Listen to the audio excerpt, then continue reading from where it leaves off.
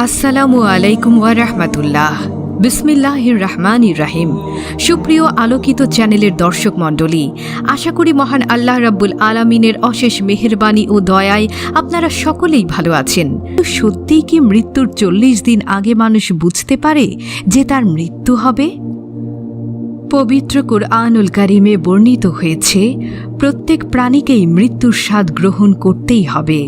সূরা আল ইমরান আয়াত ১৮৫। আমরা আশরাফুল মাখলুকাত।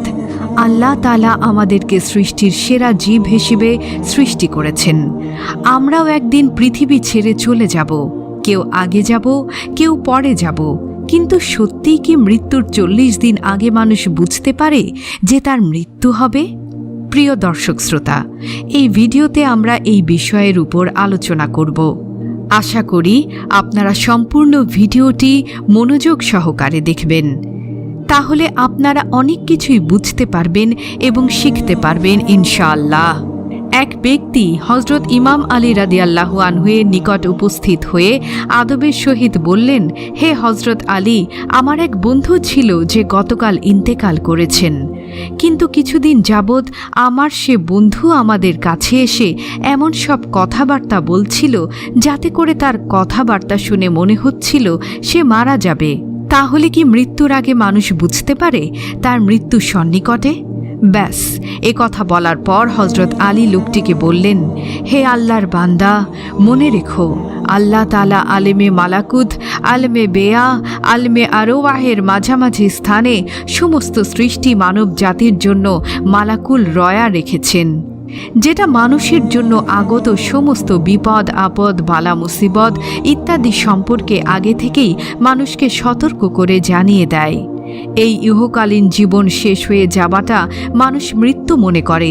আসলে মৃত্যু এমন একটা জিনিস যেটা মানুষকে এক জীবন থেকে অন্য জীবনের দিকে নিয়ে যায়, আর একেই বলে মৃত্যু। জীবন শেষ হয়ে যাওয়াটাকে মৃত্যু বলে না। আল্লাহ তাআলা তার বান্দাদেরকে অনেক অনেক ভালোবাসেন, তাই আল্লাহ তাআলা তার বান্দাদেরকে মৃত্যুর ভয়কে দূর করার জন্য এলহামি স্বপ্ন দেখায়, যাতে করে মানুষ বুঝতে পারে যে মৃত্যু অন্য একটা নতুন জীবন এবং মৃত্যুর ভয় যেন তার মন থেকে কমে যায়। আল্লাহ তাআলা মানুষকে এই সুযোগ দেন যাতে করে মানুষ নিজেদেরকে শুধরাতে পারে, নিজের কৃত পাপকর্মের জন্য আল্লাহর নিকট তওবা করতে পারে এবং মৃত্যুর আগে নিজের আত্মার মুক্তির জন্য ব্যবস্থা করতে পারে।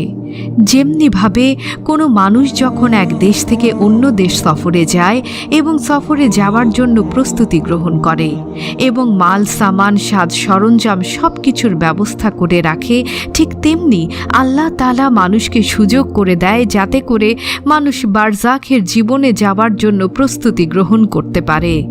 এই কথা বলার পর লোকটি হযরত আলী রাদিয়াল্লাহু আনহুকে জিজ্ঞেস করলেন, হে হযরত আলী, সেই স্বপ্নে কি কি দেখা যায়?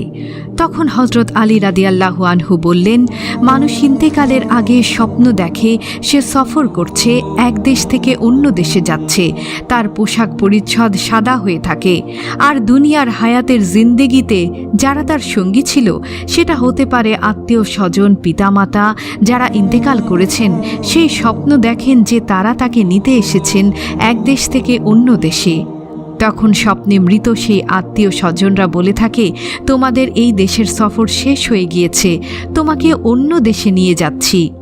মানুষ যখন স্বপ্ন দেখে তার মৃত আত্মীয় স্বজনের মধ্যে কেউ তাকে নিতে এসেছে এবং তারা তার সাথেই আছে, তখন মানুষের মনের দিক থেকে তার সাহস বেড়ে যায় এবং মানুষের মৃত্যুর ভয় কমে যায়। এ কথা শোনার পর হযরত আলী রাদিয়াল্লাহু আনহুকে বললেন, হে হযরত আলী রাদিয়াল্লাহু আনহু, যদি কোনো ব্যক্তি এ ধরনের স্বপ্ন দেখে থাকে তাহলে সে কিভাবে বুঝতে পারবে যে এই স্বপ্ন এলাহামি স্বপ্ন নাকি শয়তানের পক্ষ থেকে ছিল? তখন হযরত আলী রাদিয়াল্লাহু আনহু জবাবে বললেন, যখন এই ধরনের স্বপ্ন দেখবে, যদি স্বপ্ন দেখার পর মনের মধ্যে ভয় ভীতি কাজ করে, দুশ্চিন্তা কাজ করে, তাহলে মনে করতে হবে সেই স্বপ্ন শয়তানের পক্ষ থেকে ছিল। আর যদি স্বপ্নদ্রষ্টা স্বপ্ন দেখার পর মনের মধ্যে শান্তি অনুভব করে এবং শান্তি আসে এবং মৃত্যুর জন্য তার ভয় নয়, মহব্বত পয়দা হয়, তাহলে মনে করবে সেই স্বপ্ন রহমানি স্বপ্ন। আল্লাহ রাব্বুল আলামিন তার হাবিবের উসিলায় অর্থাৎ নবী করিম সাল্লাল্লাহু আলাইহি ওয়াসাল্লামের উসিলায় আমাদের সকলের মৃত্যুকে সহজ করে দিন, আর মৃত্যুর পরের জীবনকে আল্লাহর রহমতে যেন ভরপুর করে দেন। সম্মানিত দর্শক শ্রোতা, আমাদের সকলের পিতামাতা, আত্মীয় স্বজন কেউ না কেউ এই দুনিয়া থেকে ইন্তেকাল করেছেন।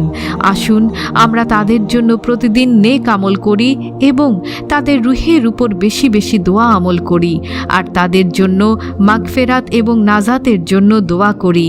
আল্লাহ রাব্বুল আলামিন আমাদের সবাইকে সুস্থ রাখুন, ভালো রাখুন, আর সব সময় আল্লাহ তাআলার শুকরিয়া আদায় করুন।